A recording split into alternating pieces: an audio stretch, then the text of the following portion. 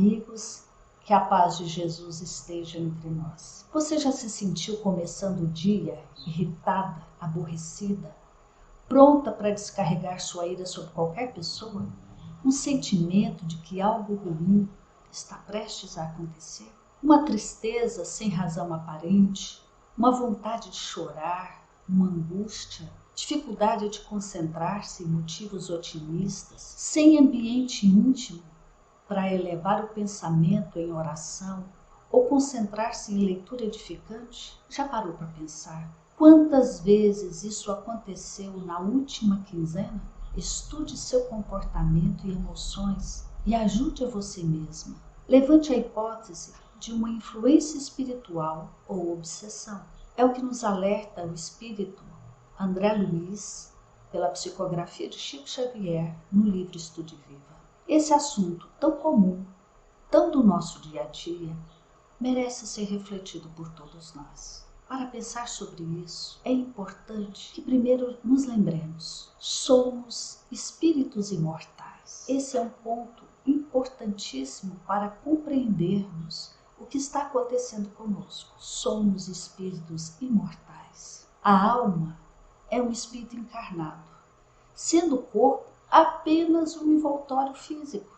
É o que afirmam os espíritos no livro dos Espíritos. Os seres materiais constituem o mundo visível, o corpóreo, e os seres imateriais, o mundo invisível ou espírita, isto é, o mundo dos espíritos. Nós nos relacionamos com pessoas que podemos enxergar, os chamados vivos, e nos relacionamos com pessoas que já passaram para o mundo espiritual, que passaram para uma outra dimensão da vida.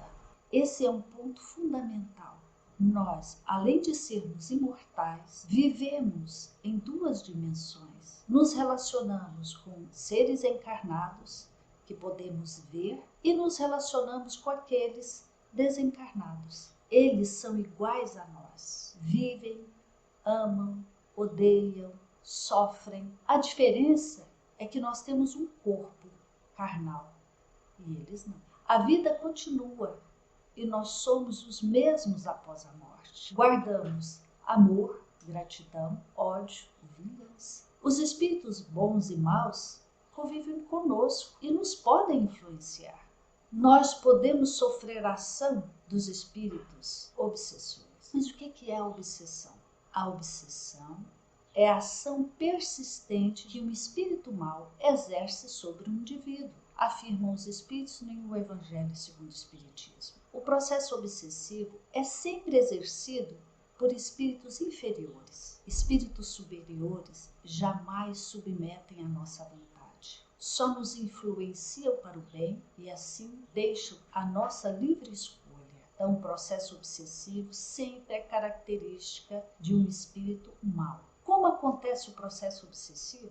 Os espíritos maus farejam as chagas da alma, como as moscas farejam as chagas do corpo. E isso é muito importante. O que atrai os espíritos inferiores? As nossas imperfeições, as nossas chagas morais, as nossas dificuldades de convivência, de relacionamento. Essas inferioridades é que atraem os espíritos inferiores. Nossa mente recebe e transmite pensamentos. Como agem os espíritos?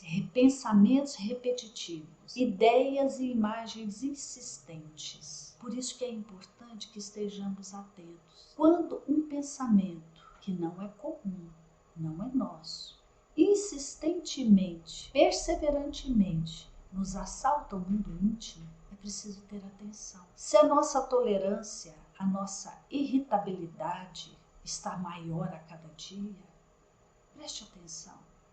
O que está acontecendo com você? Mas quem é este chamado obsessor e que vem nos roubar a paz? De onde ele vem? Quem é ele? Meus amigos, este que nós chamamos muitas vezes de obsessor não é um ser que surgiu das trevas. Muitas vezes recebeu de nós o título sagrado de pai, de mãe, de filho, de filha, de esposo, de amigo. É alguém que já conviveu conosco, que já partilhou da nossa confiança e que nós traímos essa confiança. É muito importante que nós observemos isso. Ele não é um ser que nós precisamos nos livrar dele. Muitas vezes é um espírito a quem já amamos. No processo obsessivo, não existe vítima e algoz. Todos nós somos necessitados de reparação e de progresso moral. Mas é importante considerar, além de ser um terceiro ponto, somos espíritos imortais. Segundo ponto, nos relacionamos com o mundo físico e o mundo espiritual. E o terceiro ponto fundamental, somos livres. O espírito goza sempre do livre-arbítrio, respondem os espíritos na pergunta 399. Podemos escolher as ideias que vamos acolher em nosso mundo mental. Que sentimento vamos cultivar? Somos o que pensamos e somos livres para escolher. Kardec perguntou aos espíritos: influenciam os espíritos em nossos pensamentos e em nossos atos? E eles nos respondem: muito mais do que imaginais. Influem a tal ponto que de ordinário são eles que vos dirigem. A resposta da pergunta 459. Então é importante reconhecer que existe uma relação entre o mundo físico e o mundo espiritual. Só que na pergunta 641 ele afirma: há virtude em resistir-se voluntariamente ao mal. Nós podemos resistir ao mal e há virtude nisso. É importante que nós observemos como anda o nosso campo mental, campo das nossas emoções, para que nós possamos escolher o que queremos, que tipo de companhia queremos para a nossa vida. Kardec perguntou aos espíritos: qual o meio prático, a forma prática e eficiente que o homem tem de se melhorar e de resistir à atração do mal? Como fazer isso? Os espíritos respondem na pergunta 919 de forma contundente e simples. Um sábio da antiguidade vos disse: conhece-te a ti mesmo. Por quê? É necessário conhecer a nós mesmos para resistir ao mal, porque conhecendo o que desejamos, o que queremos, que pensamentos cultivamos, nós vamos saber identificar se esse pensamento é nosso ou não. Nesse sentido, meus irmãos, o Espiritismo pode nos ajudar. O Centro Espírita pode nos ajudar. Você sabia que tem cursos de Espiritismo presenciais e à distância? Você pode estudar e aprofundar estes temas e outros tão importantes da nossa vida nestes estudos. Quando identificamos o que está acontecendo, como nós estamos vivendo, nós identificamos o processo obsessivo e podemos superá-lo. Agora, se você não consegue superá-lo sozinho, não há problema algum nisso. Peça ajuda. Jesus nos afirmou, conhecendo como ele nos conhece: pedi e obtereis. Saindo de Jericó com seus discípulos, uma grande multidão acompanhou Cristo. Bartimeu, o cego, filho de Timeu, estava sentado junto ao caminho mendigando. E ouvindo que era Jesus de Nazaré que estava chegando, começou a clamar e a dizer: Jesus de Nazaré, filho de Davi, tem misericórdia de mim, tem compaixão de mim. Muitos o repreendiam para que calasse, para que parasse de falar. E ele continuava: filho de Davi, tem compaixão de mim. Jesus, parando, disse que o chamassem. E eles chamaram do cego, dizendo: tem bom ânimo, levanta-te, que ele está te chamando. Ele, lançando de si a capa, levantou-se e foi ter com Jesus. Jesus, falando, disse-lhe: o que queres que eu te faça? O cego disse-lhe: mestre, que eu veja. Jesus lhe disse: vai, a tua fé te curou. E passando a ver, ele seguiu a Jesus pelo caminho. É o que narra o evangelista Marcos. Buscai e achareis, pedi e obtereis. O auxílio mútuo é lei do universo. É uma derivação do amor que devemos cultivar uns com os outros. Nos momentos de dificuldade, procure ajuda. O Centro Espírita pode te ajudar. O conhecimento espírita vai fortalecer a sua fé, vai te ajudar a compreender as leis do destino, a relação entre o mundo físico e o mundo espiritual. Vai te ajudar a compreender que você é o senhor do seu destino, que o destino está nas suas mãos. E o tratamento espiritual vai te auxiliar magneticamente através do passe e da desobsessão, te fortalecendo para as tomadas de decisões, te fortalecendo para seguir a vida.